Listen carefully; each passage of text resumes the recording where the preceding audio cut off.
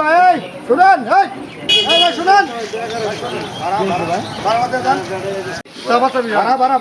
এলাকার নেতা মানুষ, আমরা আমাদের ভাড়া লাগে না। কিসের নেতা?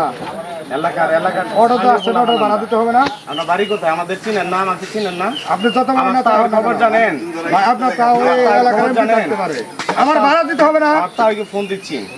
ভাই রাখেন, ফোন রাখেন, ভাড়া দেন। ভাই ভাড়া দিন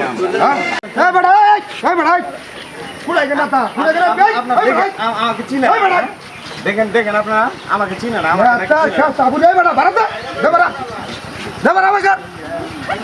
বেড়া নেতাগিরি কর, অডালার পেডাল আসছি নেতাগিরি কর।